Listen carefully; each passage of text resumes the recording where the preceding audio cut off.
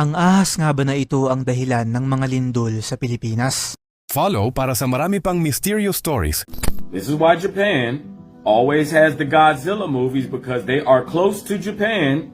When they come out, that's more than likely where they're going to go. They're going to call it an attack. There's his cheek around to the side of his mouth, and he goes right through here. Mga kaibigan, kung hindi ka mahilig sa mga ganitong klaseng bagay, ay mabuti pang skip mo na to dahil hindi para sa'yo ang videong ito. Pero para sa iba dyan na bukas ang isip o open-minded sa lahat ng kwentong kababalaghan at hiwaga, ay makinig kayo sa mga susunod ko pang sasabihin.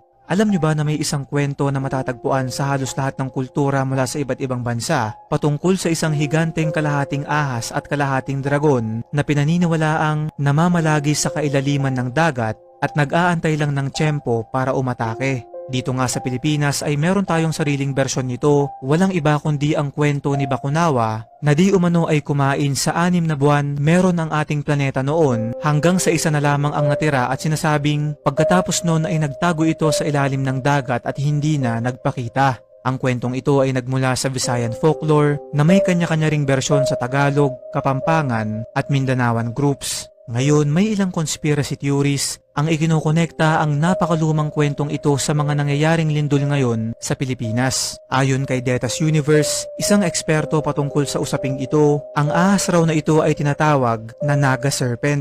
Ayon sa kanyang ginagawang pag-aaral dito, ay nagsisimula na raw kasing gumising at gumalaw muli yung nasabing nilalang. Nag-umpisa raw itong magparamdam noong March 11, 2011 sa northeastern coast ng Japan na siyang nagresulta sa 9.0 magnitude na lindol at tsunami na may taas na 30 meters na itinuturing bilang isa sa pinakamalalang trahedya sa ating kasaysayan. Ayon dito ay nanggaling daw yung Naga Serpent sa kailaliman ng syudad ng Nagasaki at kung titignan ay isa sila sa mga hindi masyadong naapektuhan dun sa trahedya nung taon na yun. Muli niya itong ikinonekta sa naganap naman na 6.9 magnitude na lindol sa probinsya ng Cebu at ayon muli sa kanya, nanggaling naman daw yung Naga Serpent sa Naga City, Cebu na hindi rin kalayuan sa epicenter nung lindol.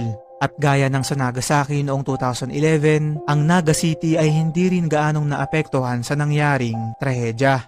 Ayon naman sa ilan pang kwento, ay hindi lang daw iisa ang Naga Serpent na to, kundi marami sila at sabay-sabay silang gumagalaw ngayon sa ilalim ng karagatan. At sa ngayon nga ay patuloy pa rin nakakaranas ng lindol ang ating bansa mula sa iba't ibang lugar kung saan ngayon lang araw October 9 sa ganap na 10:30 ng umaga ay nagkaroon ng 4.4 magnitude na lindol sa Pugo, La Union at ito ay naramdaman hanggang sa Baguio, San Fernando, Nueva Ecija, Dagupan, Lingayen at Urdaneta. Sa Cebu naman ay patuloy pa rin silang nakakaramdam